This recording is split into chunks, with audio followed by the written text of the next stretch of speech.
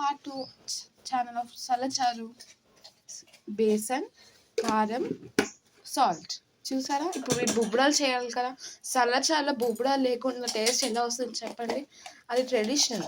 పోయిన అమ్మమ్మ కాలం ఆచారంలో ఇలానే బాగుంటుంది కదా. అందుకే మీరు సలచారు ఎక్కువ బుబ్బడాలే తింటారు కదా ఫ్రెండ్స్.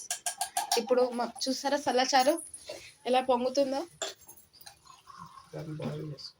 ఇప్పుడు దాన్ని బాయిల్ చేసుకోవాలి. ఇప్పుడు కొంచెం వాటర్ వేసి మిక్స్ చేయాలి. అలాగే కొంచెం వాటర్ వేసుకొని ఇంకా మిక్స్ చేస్తూనే ఉండాలి. అప్పుడు బుబ్బడాలు కూడా టేస్ట్ మంచిగానే వస్తుంది. చూసారా ఫ్రెండ్స్, దాని కలర్ ఆరెంజ్ కలర్. బేసన్ ఉంది కదా, అందుకే కారం కూడా వేస్తుంది కదా, అందుకే ఆరెంజ్ కలర్ వస్తుంది. ఇప్పుడు ఆరెంజ్ కలర్తో రెడీ అవుతుంది.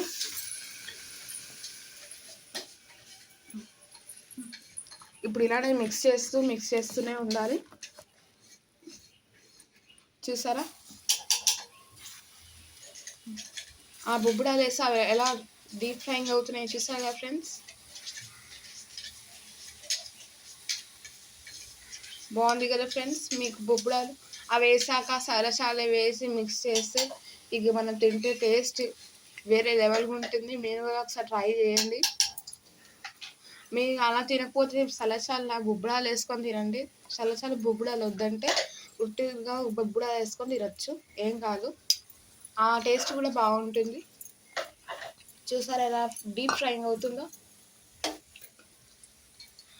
చూసారా సల్లచారు. ఇప్పుడు ఇది డీప్ ఫ్రైయింగ్ అయ్యాక ఈ బొబ్బడాలు ఈ సల్లచారులో వేస్తారు. చూసారా ఫ్రెండ్స్ ఎలా అవుతుందో అది. ఇప్పుడు సల్లచారు ఇప్పుడు ఇలా కలుపుకోవాలి.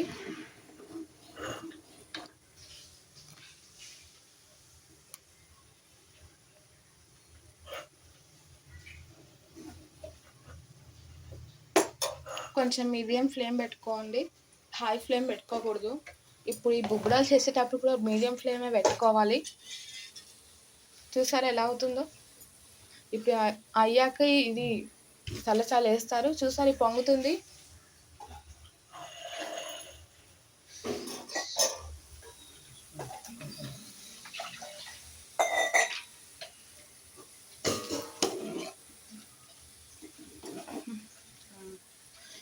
మీకు కూడా ఇలా బుబ్బడాలు తినడం ఇష్టమైతే వీడియోకి లైక్ చేసి షేర్ చేయండి.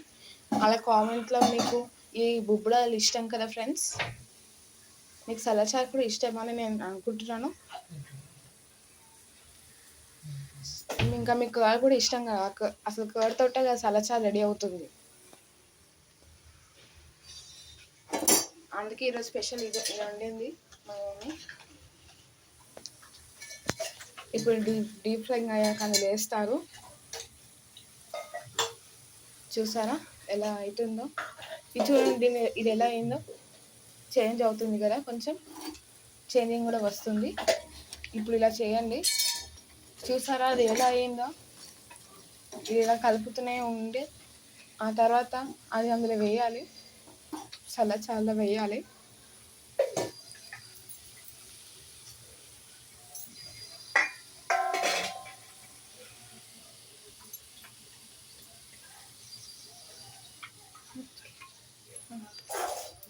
ఈరోజు మా బ్రేక్ఫాస్ట్ ఇడ్లీ, జావా, అల్లం చట్నీ.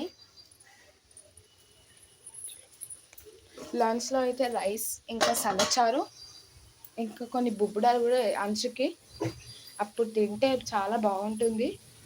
మా లంచ్ అయితే ఇదే, బ్రేక్ఫాస్ట్ కూడా ఇడ్లీనే. మీరేం బ్రేక్ఫాస్ట్ చేస్తారో వీడియోకి లైక్ చేసి షేర్ చేయండి. కామెంట్లో మీ ఫేవరెట్ బ్రేక్ఫాస్ట్ ఏంటో నాకు తెలియజేయండి. చూసారా ఫ్రెండ్స్ సలచారుని మిక్స్ చేయాలి. చూసారా ఫ్రెండ్స్ బుబ్బడాలు ఎలా అవుతున్నాయో.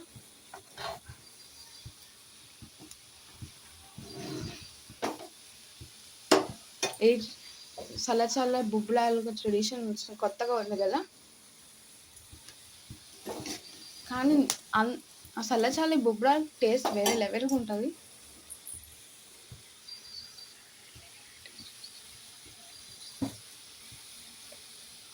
మీరు సలాసాల్లో ఎన్ని వెరైటీస్ చేస్తారు ఫ్రెండ్స్? నాకు కామెంట్లో చెప్పండి.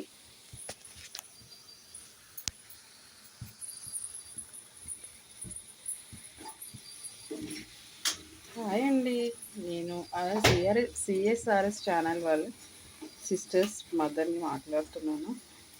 మా పిల్లలు ఛానల్ స్టార్ట్ చేశారండి. మీకు వీడియోస్ నచ్చితే లైక్ చేయండి.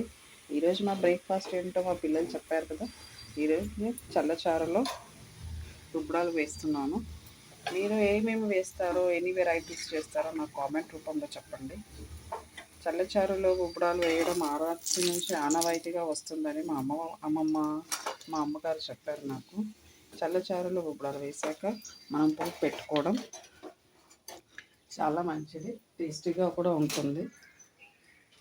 సో ఆయిల్ మేము చాలా తక్కువగా వాడతామండి. ఆయిల్ ఎంత తక్కువ తింటే కొలెస్ట్రాల్ అంతగా మనకి బ్యాలెన్స్డ్గా ఉంటుందని చెప్తూ ఉంటారు డాక్టర్స్. సో మేము అదే ఫాలో అవుతుంటాము. ఇప్పుడు చల్లచారులోకి నేను పోపు పెడుతున్నాను. చూడండి, అది బాగా మసలాక చల్లచారులోకి పోపు వేసుకొని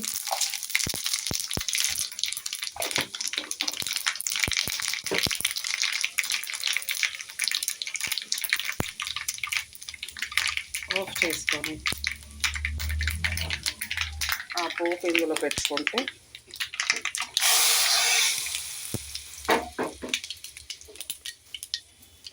రుబ్బడాలు కూడా వేసి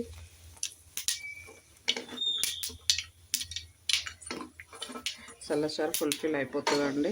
ఇలా చేయడంలో రుబ్బడాలు వేయకుండా చేయకండి, ఇది వేస్తేనే టేస్టీగా ఉంటుంది. ఓకేనా అండి? Thank you friends. మా వీడియో మీకు నచ్చినట్లయితే లైక్ చేయండి, షేర్ చేయండి, సబ్స్క్రైబ్ చేయడం మర్చిపోకండి. Bye bye.